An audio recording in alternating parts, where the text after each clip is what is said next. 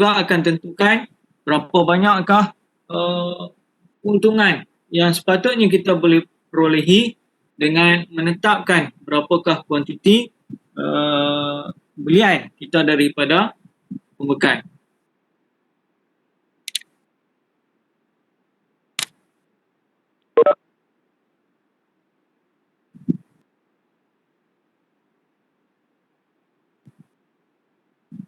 Okey, saya skip dia punya langkah-langkah ini. Saya akan skip langkah-langkah ini.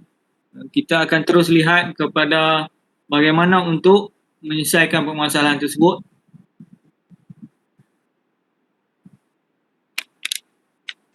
Okay, we have a problem here for the newsboy problem exercise.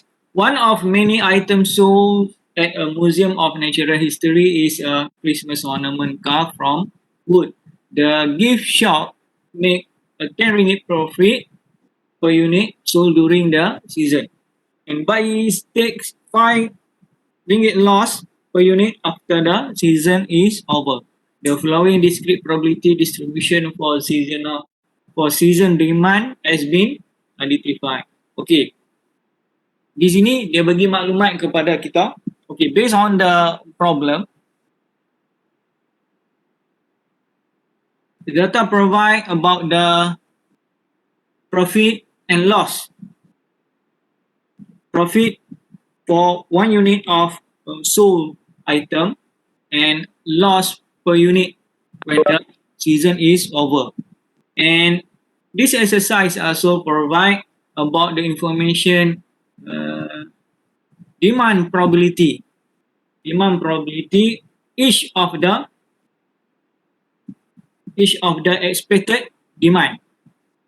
We have 10 unit of demand, 20 unit of demand, 30, 40 and 50 unit of demand with the probability of demand of 0.2, 0.3, 0.3 and 0.1 and 0.1. So based on this data, we need to decide how many ornaments should be the buyer order from each supplier. To analyze this data based on the newsboy problem or single period model, we need to develop a table, a payoff table. Okay. This is the payoff table, which is very important to use in the newsboy problem to decide what is the best optimum quantity to be ordered to the supplier. So let's say from our data that we have a maximum demand of 50 unit and the lowest demand of 10 unit. So we need to input into the payoff table all the information about the demand in a row: 10, 20, 30, 40 and 50.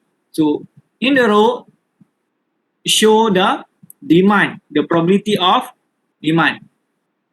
And in the column at the right, we have quantity order, the quantity order to the supplier. The quantity order in the column here must be aligned with the demand information. Must be aligned with the demand information. So let's say if the demand have data about the probability demand of 10 unit, and the quantity order also must have a 10 unit order quantity. So demand and quantity order must be aligned. So the next step is to decide what is the expected profit each of the cell in this payoff table. For example, let's say we place an order of 10 unit to our supplier. So that means that we have a 10 unit of ornament, and the expected demand will be 10 unit also. The expected demand also have 10 unit. So we have the information in the previous exercise here that show that the profit per unit is 10 ringgit and the loss will be 5 ringgit per unit after the season is over. So mean here all the 10 unit of order from the supplier can be sold to the demand, because the demand also show here 10 units. So we are able to sold all the ornament to our customer. So we can make a profit of 100 ringgit. 10 unit multiply with 10 ringgit profit per unit.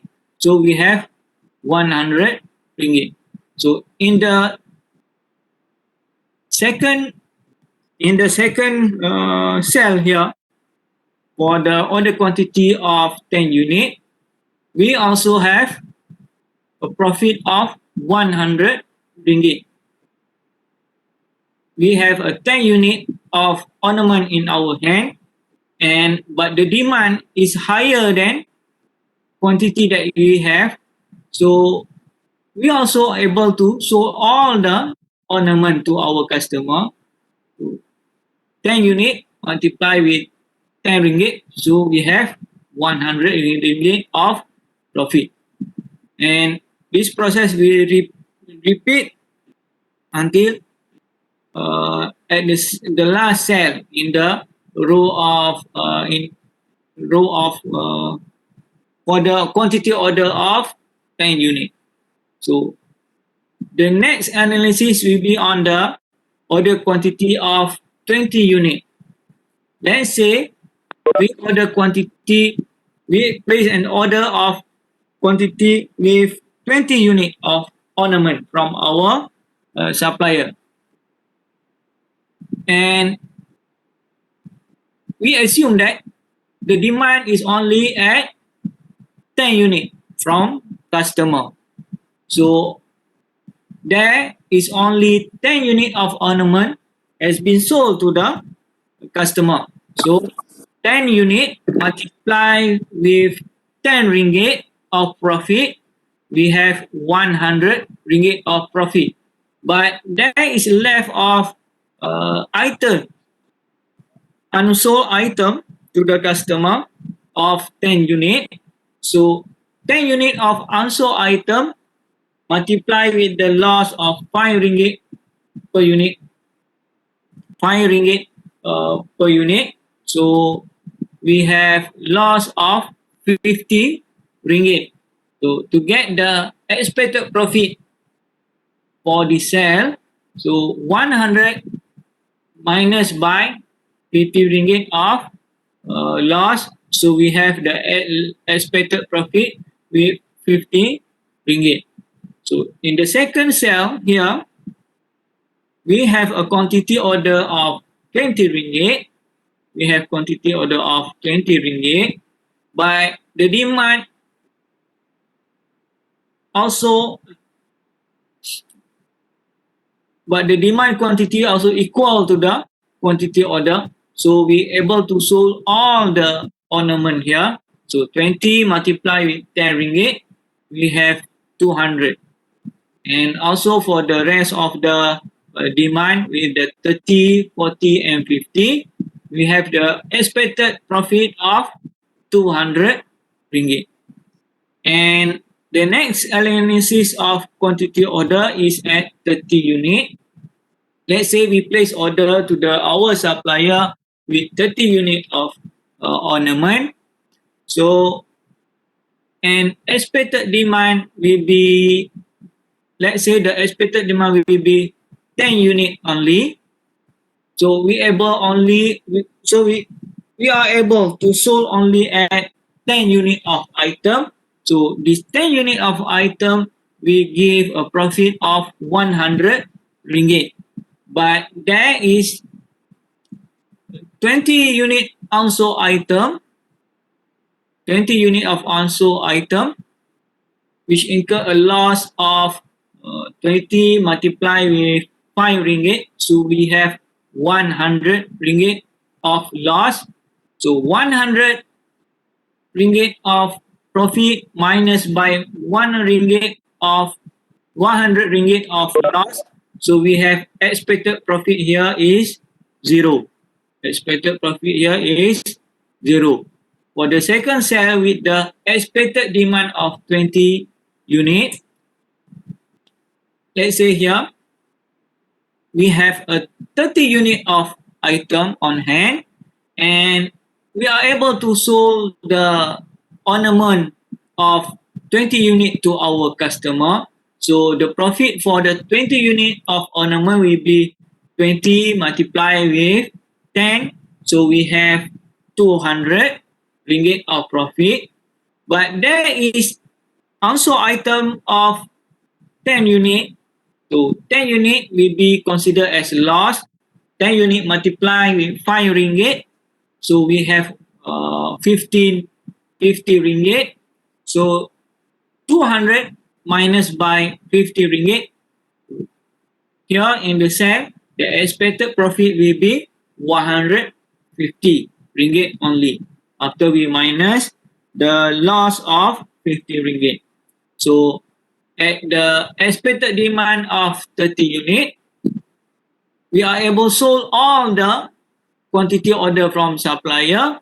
So the expected profit will be 300 and so with the order quantity demand quantity of 40 and 50, we have a profit of 300 and 300. So the next analysis is on the order quantity of 40 unit. We repeat the process to analyze the expected profit for the cell at the quantity demand of 10 unit. So let's say we are only able to show 10 unit of ornament. So the profit will be 100 ringgit and there is 30 unit of also ornament. So 30 unit also ornament multiplied with the loss per unit 5 ringgit, we have 150. So 100 ringgit of profit minus by 100 ringgit of 150 ringgit of loss. So we have loss of 50 ringgit in this cell. So for the expected demand of 20 unit, we have able to make a profit of 200 ringgit. And for the also item, 20 unit of also item multiply with 5. So we have also 100 ringgit. So 200 minus by 100. So the expected profit will be 100. So this process we repeat until we fulfill all the expected profit in each of these cell. In each of these cell. Okay.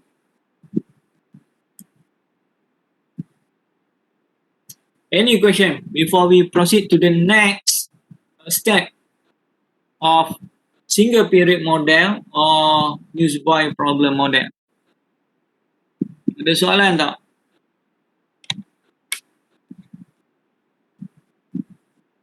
Okay. Untuk single period model, kita kena bangunkan payoff table ni. Kita kena bangunkan payoff table.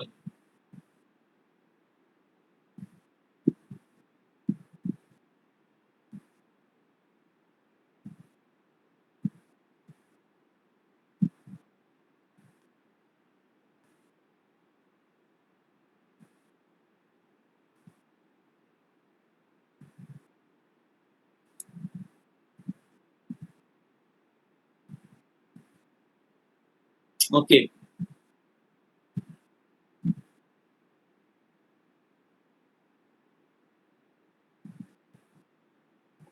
Okay, for the payoff table, we need to build the this table to analyze the expected profit. So the first step is to uh,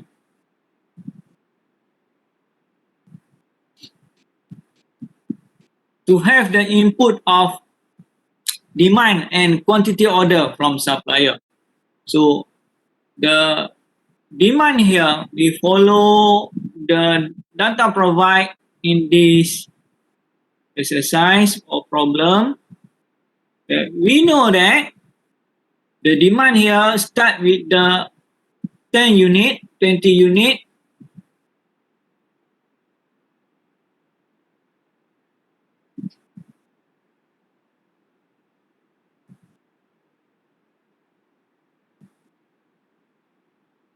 Mana kat saya tadi? So we start here the demand with 10 unit, 20 unit, 30 unit, 40 unit and 50 unit. So the demand here will be also, we put it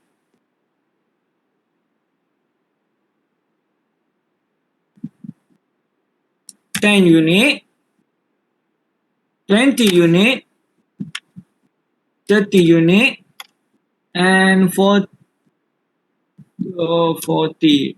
unit and 50 unit.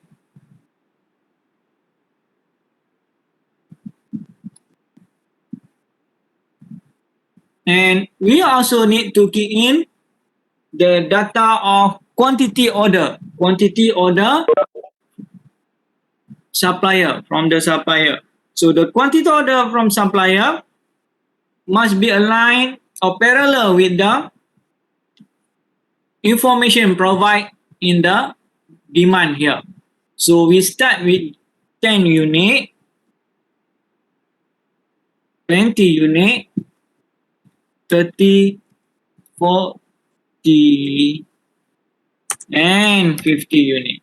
So here we have the demand with the expected demand of 10 unit, 20 unit, 30 unit, 40 unit, 50 unit, and also the quantity order must be parallel or aligned with the demand here, 10 unit, 20 unit, 30 unit, 40 unit, and 50 unit. Let's say the demand here is 35. The demand here is 35. And for the quantity order here also must be changed to the 35. Okay? So it must be parallel with the demand information. So we start with the first cell here, and we make assumption that we already order the quantity from our supplier of 10 unit here, and the expected demand also will be 10 unit. So in this case, we are able to sold all the ornament of 10 unit to our customer. Based on this information, show that the profit per unit is 10 ringgit and the loss will be 5 ringgit per unit after the season is over. So we are able to sell all the ornament, so we can make a profit of 100 ringgit. So 10 unit, all the 10 unit sold to our customer. So 10 unit multiply with 10 ringgit of profit, so we have 100 here. We have 100 ringgit here.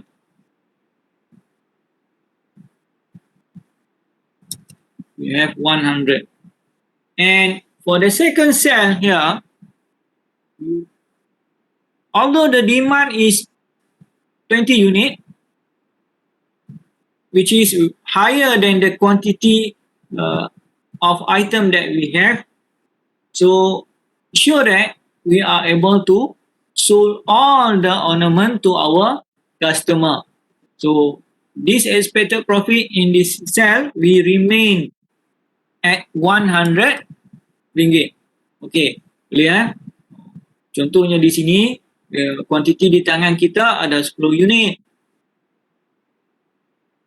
permintaan yang kita jangka adalah 20 unit, iaitu lebih tinggi daripada kuantiti yang di tangan yang kita ada.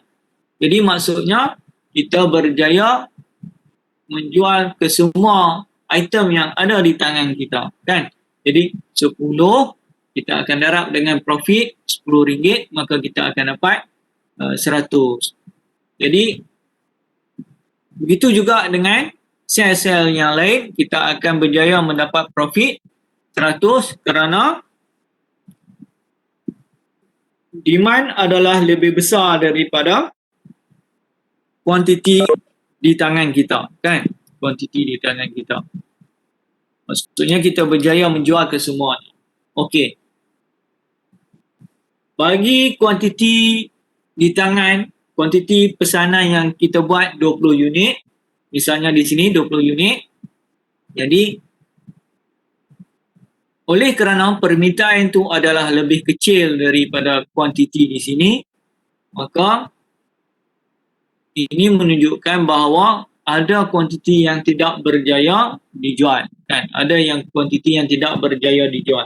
Yang berjaya dijual hanyalah 10 unit saja. Jadi 10 unit kita akan ada 100 kat sini, kan? Kita ada 100.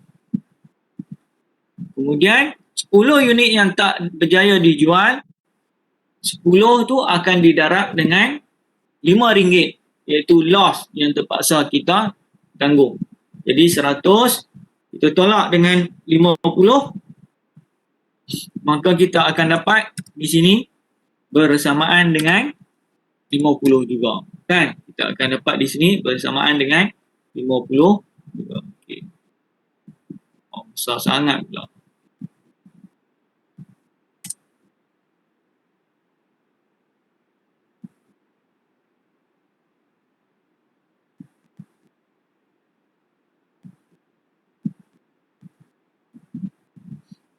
Okey.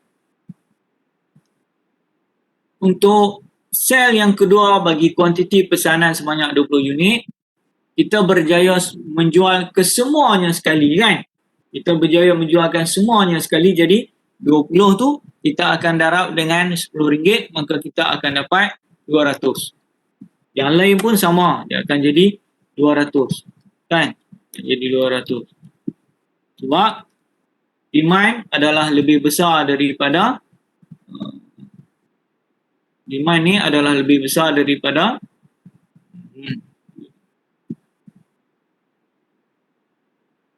nilai demand ni adalah lebih besar daripada kuantiti yang ada pada tangan kita, kan?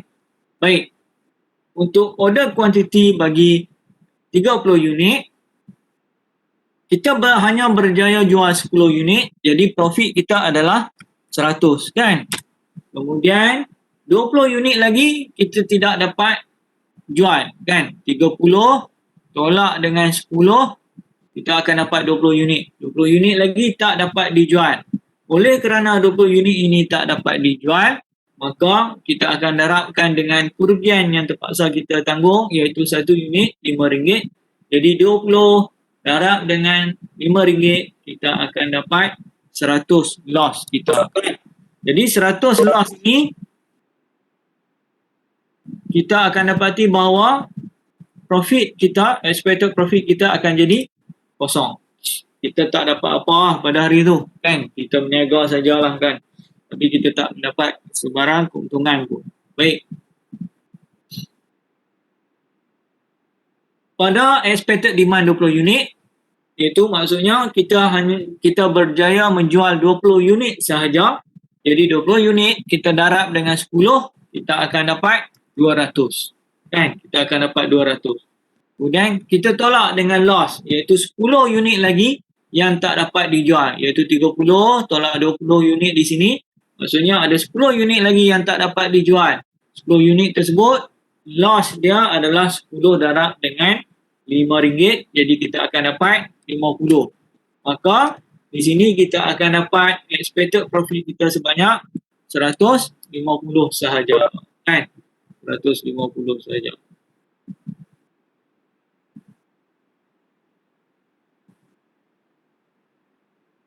Dia jam lah saya punya.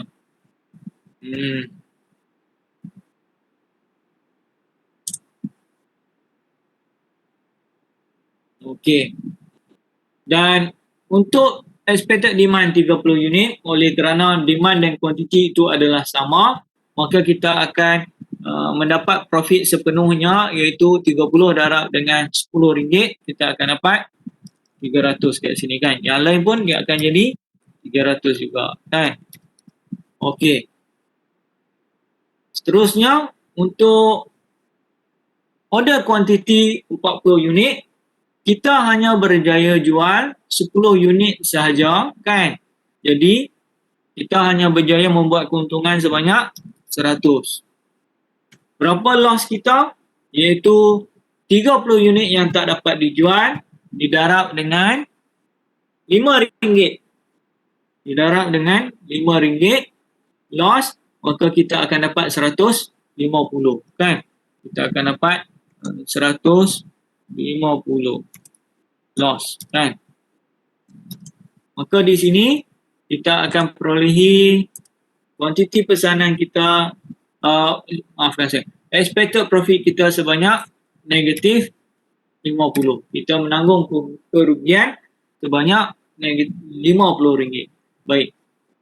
Seterusnya, apabila demand sebanyak 20 unit, kita hanya berjaya menjual sebanyak 20 unit, jadi 20 darab dengan RM10, keuntungan kita adalah 200 dan kerugian kita adalah 20 unit yang tak dapat dijual darab dengan RM5, kita akan dapat 100. Maka di sini kita punya expected profit kita akan jadi sebanyak 100 juga kan. 100. Okey. Jadi kita dah buat keuntungan di situ sebanyak 100. Untuk permintaan 30 unit, maksudnya kita berjaya jual 30 unit, jadi 30 darab dengan 10 kita akan dapat 300. 10 unit yang tak dapat dijual, kita darab dengan loss banyak RM5, jadi kita dapat di sini 50. Makanya expected profit kita adalah 250. Wah, dah jadi terlebih lah. Okey. Jadi proses tu akan berulang sampai kita penuhkan kita punya setiap sel yang ada di sini. Okey Kita patah balik lah. Ada soalan? Ada soalan sebelum kita teruskan? Dah tak boleh dah. Doktor, yang 100 kat bawah demand tu apa? Lupa dah tadi. 100 yang kat bawah demand, yang mana satu Yang semua sama, 10, 20, 30, 40 sama je 100 tu. Yang nilai bawah ni. Ni. Ni. Oh ni, yang ni sama ni. Yang ni adalah expected profit. Okey, dalam ni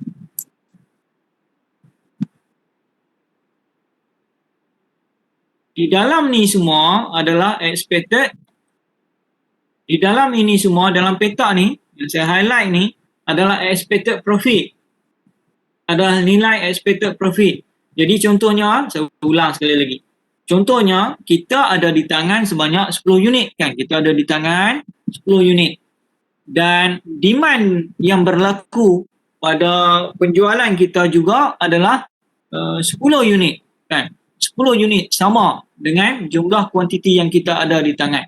Maka kita berjaya jual semuanya item yang kita ada kan. Jadi sekiranya kita berjaya menjual semua item yang kita ada, maka kita akan darab dengan RM10 profit kita kan. Dia kata di sini RM10 per unit kan.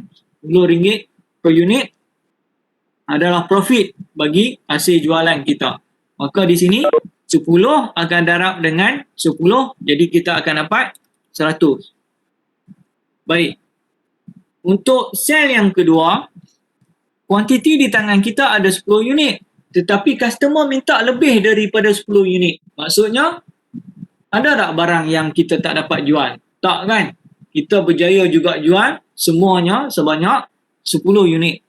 Jadi, profit kita juga akan kekal pada 100.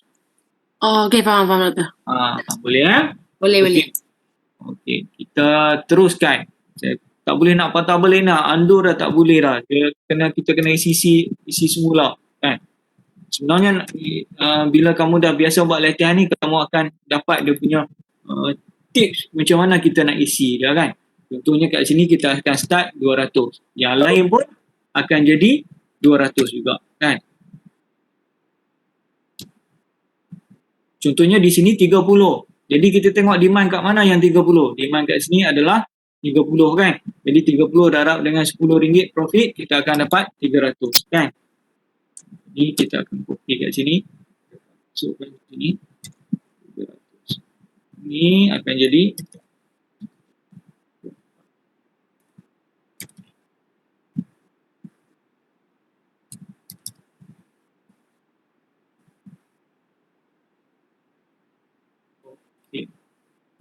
ini tadi berapa? Kita dah berjaya jual 10 unit, 100, 10 unit tak berjaya jual, kita akan dapat di sini 50 kan. Dan di sini kita berjaya jual sebanyak 10 unit, kita akan dapat profit sebanyak 100, tetapi 20 unit tak dapat dijual. Jadi di sini akan jadi kosong kan.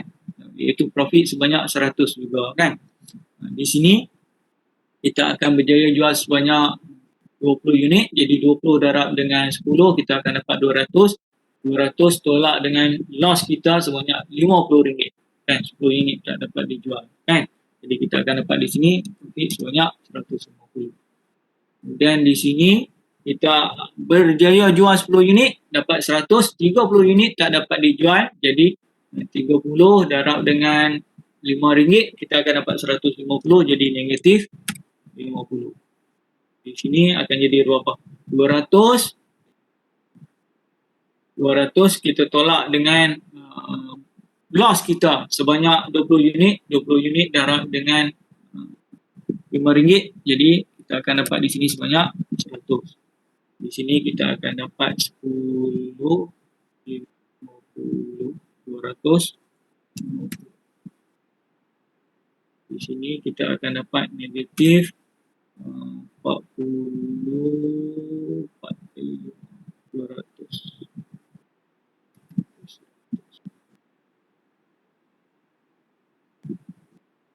Di sini kita akan dapat 100.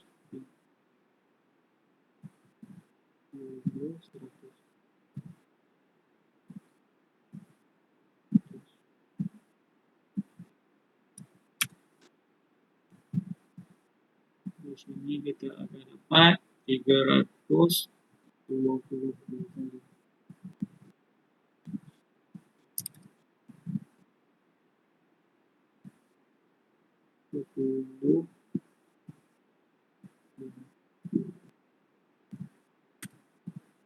Okey. Setelah kita selesaikan payoff table, after we finish fill in all the expected profit in the cell, so the next step is to calculate the probability of expected profit. Probability of expected profit. Example here.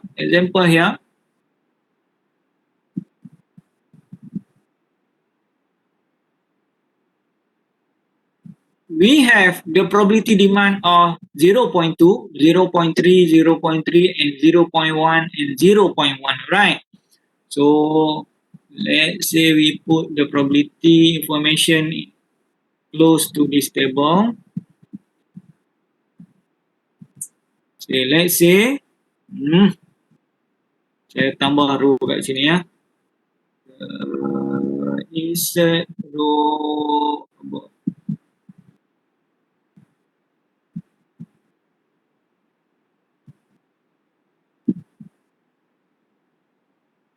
Okay.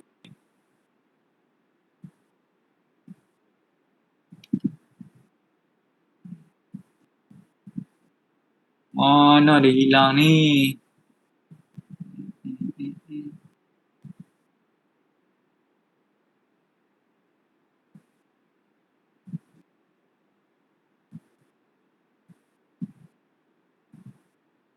Baik.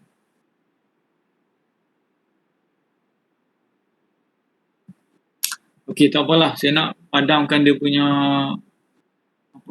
letak ni kan. Okey. we have information about the demand probability 0.2, 0.3, 0.3, 0.1 and 0.1 for each of the expected demand, right? So saya letak kat sini maklumat tersebut supaya kita mudah ingat, kan? This is the probability, this is the P. So 0.2, 0.3, 0.3, 0.1 and also 0.1. Okay. So the next step is to calculate the expected profit, or the expected apa kita sebut di sini? Expected payoff. To calculate the expected payoff. So with the probability of demand 0.2, 0.3, 0.3, 0.1 and 0.1. So in order to do so, the expected profit here with 100 ringgit here, so highlight bagi kita nampak clear.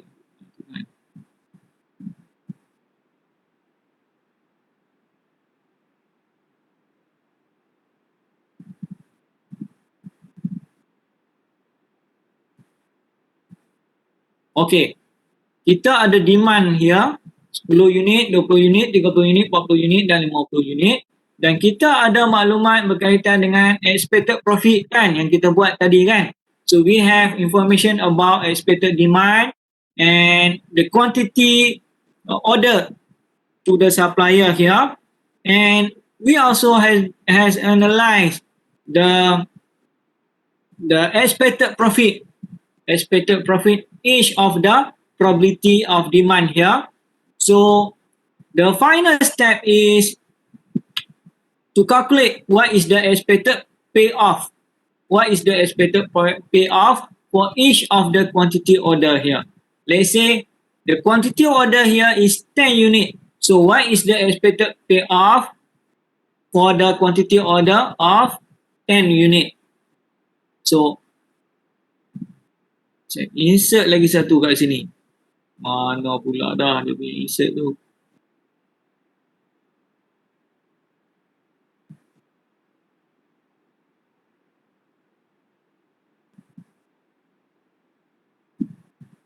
Column to the right.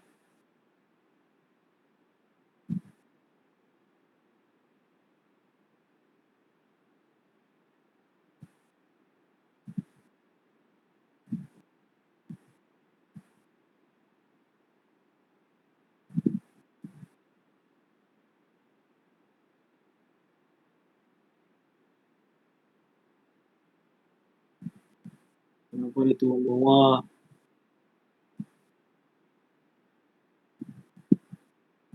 Padamkan yang ni dulu.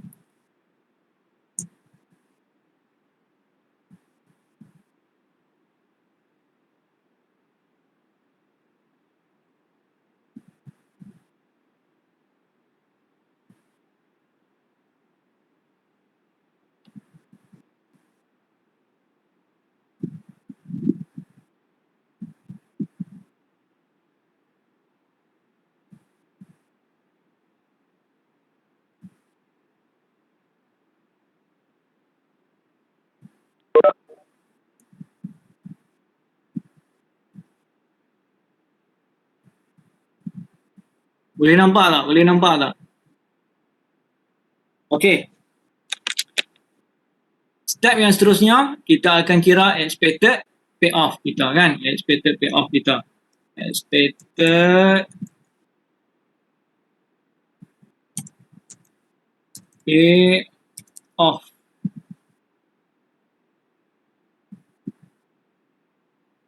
Okey, kita kira expected payoff kita. Expected payoff kita, kecilkan yang ni boleh tak?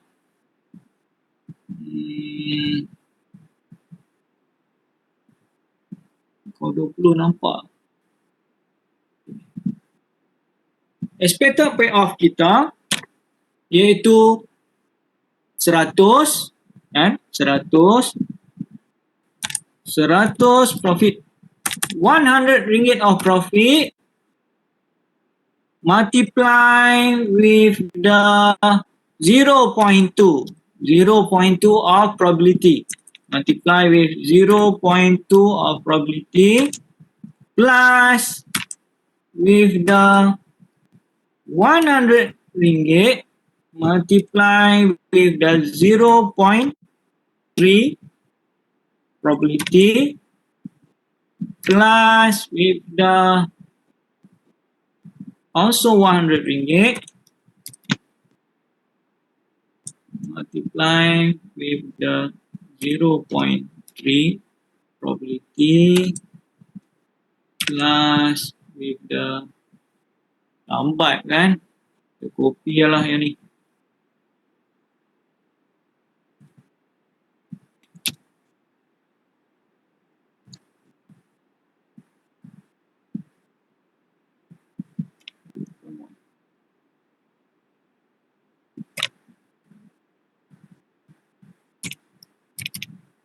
Okay, so we calculate the expected payoff here with the 100 ringgit of profit. 100 ringgit of profit. Here we have 100 ringgit of profit. So multiply with 0.2. The probability here 0.2. For the first cell here we have 0.2 demand at 10 unit. So for the demand at 20 unit, the probability of 0.3. So 100 multiply with the 0.3 here, and the third cell here we have 100 also profit multiply with the probability of 0.3. So we multiply the expected profit in this cell with the probability of demand here. So at the end we have a total expected payoff of 100 ringgit. So the expected profit, the expected payoff for the quantity order of 10 unit will be 100 ringgit. Okay, kita tengok sekali lagi untuk kita kira expected payoff sekiranya bagi order quantity 20 unit kan, bagi order quantity 20 unit. So let's say we calculate the next expected payoff for the quantity order of 20 unit. For the quantity order of 20 unit. So the first expected profit we have here is 50 unit. 50 ringgit. Saya pun dah pening. 50 ringgit. Okay, 50 ringgit multiply with the probability demand for the 10 unit here is 0.2. So multiply with the 0.2 and plus with the 200 ringgit expected profit for the sole item of 20 unit. So 200 multiply with the 0.3 plus also we have 200 ringgit of profit here. So 200 multiply with the 0.3 and plus with the 200 multiply with 0.1 plus 200 multiply with 0.1. So we have for the order quantity of 20 unit, 50 ringgit multiply with 0.2, 200 ringgit multiply with 0.3, the probability, 200 ringgit multiply with 0.3. So the total will be berapa? Tengok kat ni. So the total will be 400, right? So the total will be 400 ringgit. So we need to calculate all the expected payoff for each of the probability of demand. For each of the probability of demand based on the expected profit and the probability of demand that we have. Okay, ada soalan setakat tu? Ada soalan tak?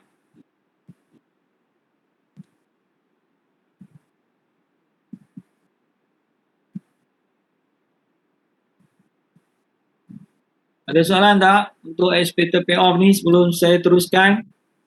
Tak ada. Okey, tak ada kan? Okey. Dia susah sikit lah tunjukkan online ni kan. Kalau dalam kelas kita boleh contoh-contoh kat whiteboard tu. Okey. Jadi kita kirakan semua dan kita akan perolehi maklumat pada akhir nanti expected payoff. So we have all the information about the expected payoff for each of order quantity. Based on this expected payoff, we need to choose which of the expected payoff with the highest profit, with the highest profit. So the result of the analysis show that the higher expected profit is at 195 ringgit with the quantity order of 30 unit. So we decide to order the ornament to our supplier with quantity order of 30 unit with the expected profit of 195. Okay, habislah bahagian single period model. Okay, ada lagi soalan? Ada sebelum tu ada soalan?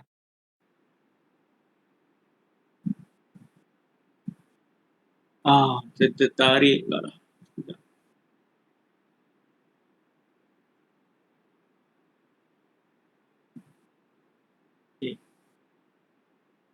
Okay, the next subtopic is about the uncertainty in demand.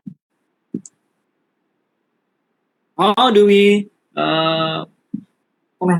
confront with the uncertainty of demand in inventory management, control the inventory? So we understand that the demand will be aggregate. Demand will be aggregate.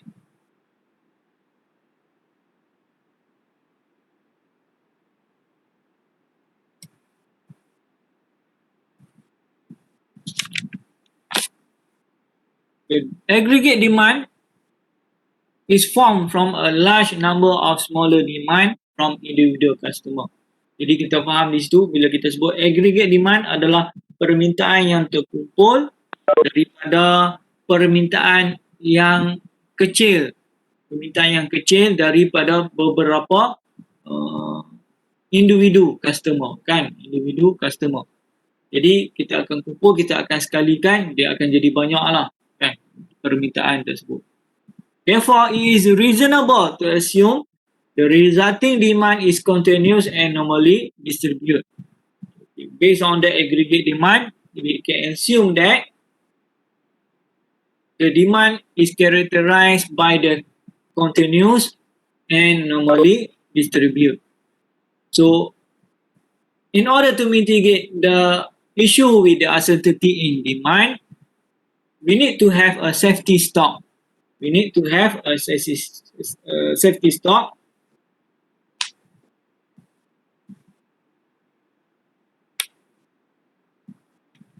to buffer the requirement of inventory at the high demand from customer. So the formula for the safety stock is Z value multiplied with standard duration of lead time. Where is the Z value is the number of standard duration from the mean corresponding to the probability specified by the service level, and this Z value can be found in normal distribution table. So we can refer the Z value here at the normal distribution table. So, for example, the service level of 95%,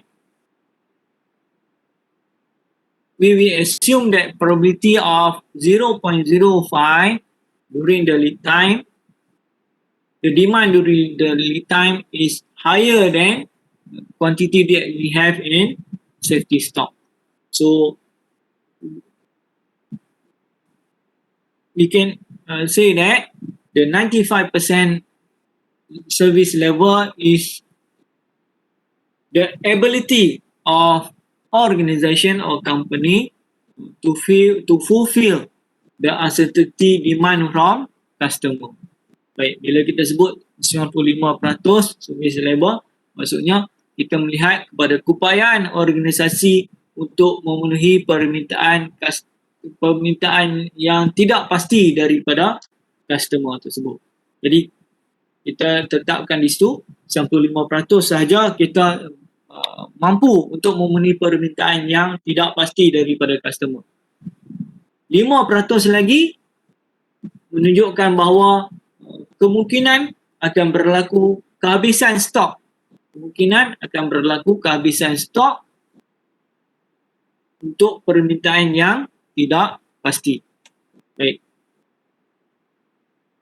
Sikitlah yang ni.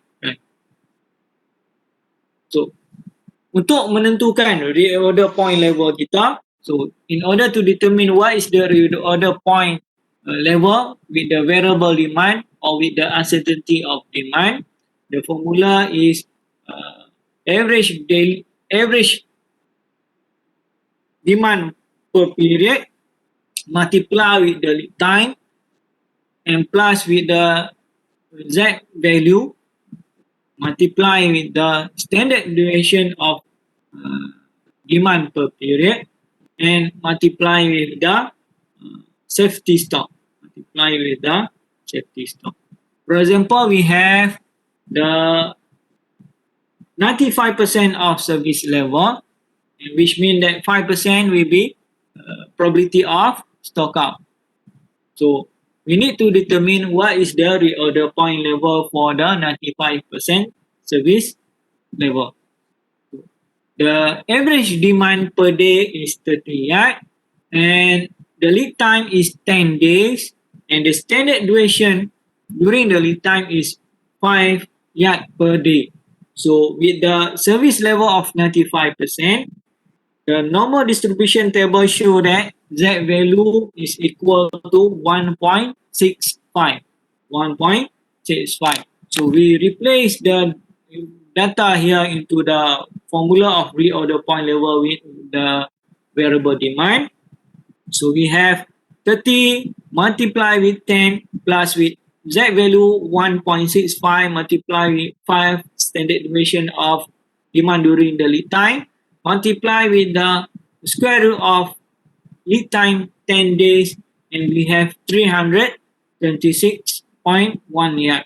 So whenever the inventory reach at the level of 326.1 yard means that we need to replace or place a new order to our supplier.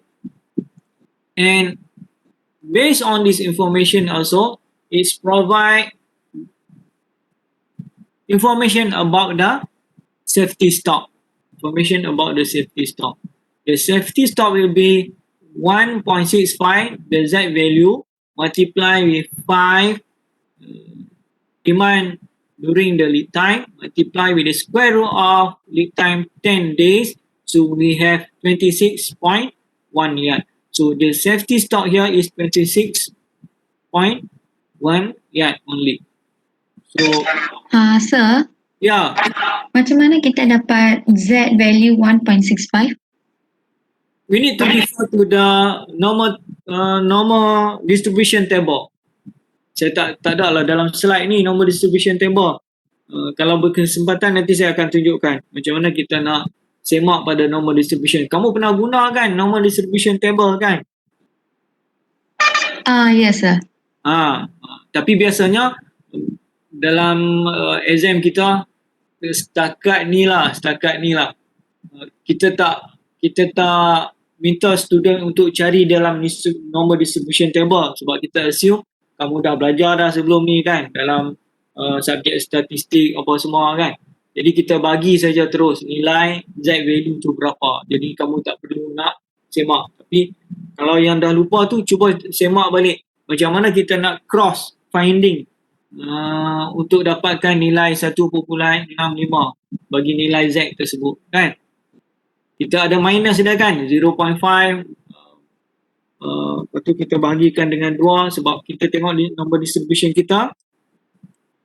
Okey, kita tengok probability untuk stock out kat sini kan.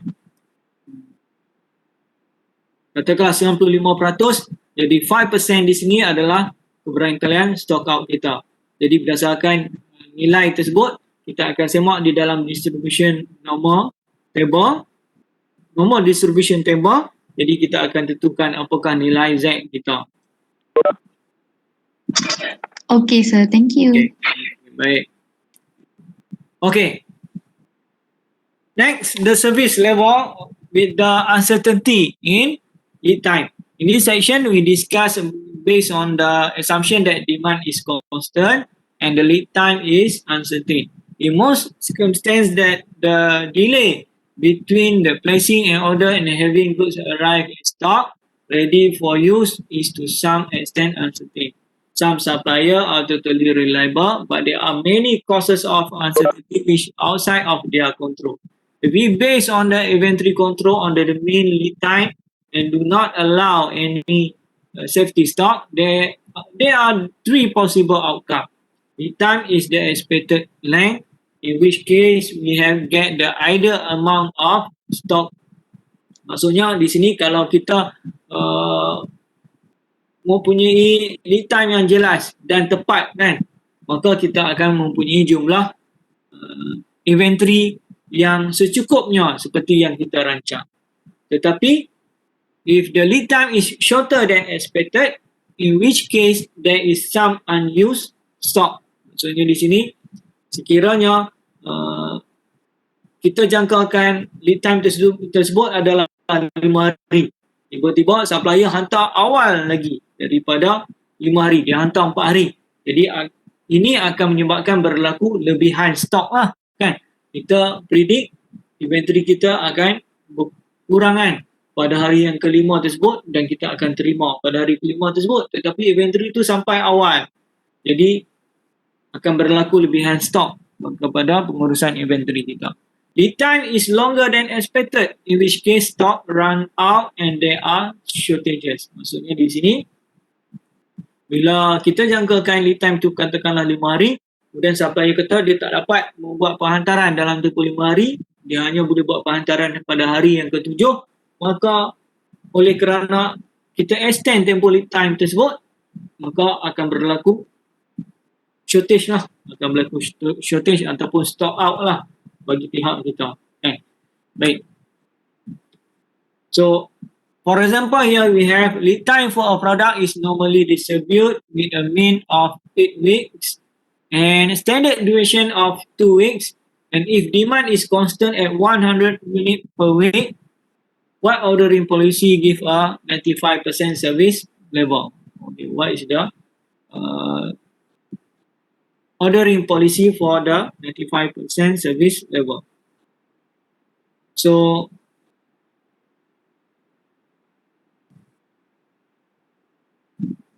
lead time is 8 weeks.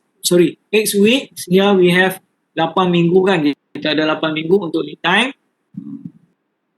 Plus with the Z value of 1.65 multiply with the 2 weeks of standard duration of lead time.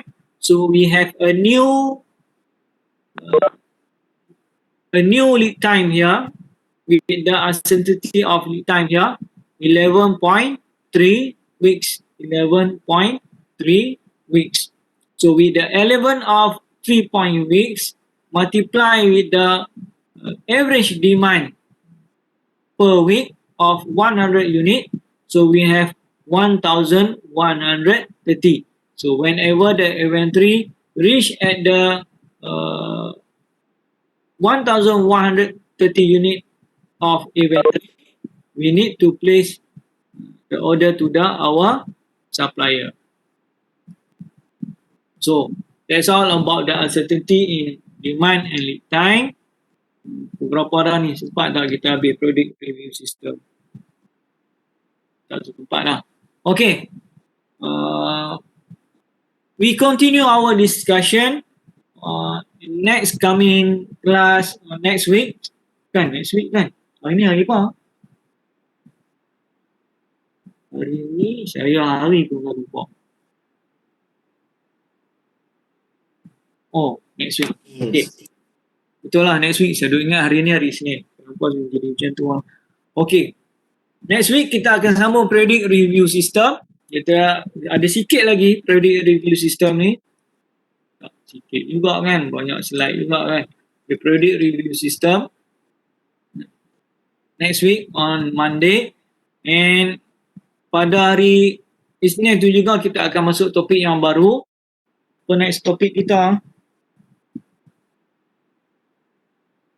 Dependent demand inventory system. The next topic will be dependent demand of inventory system, and we will discuss more with the resource planning with the MRP system.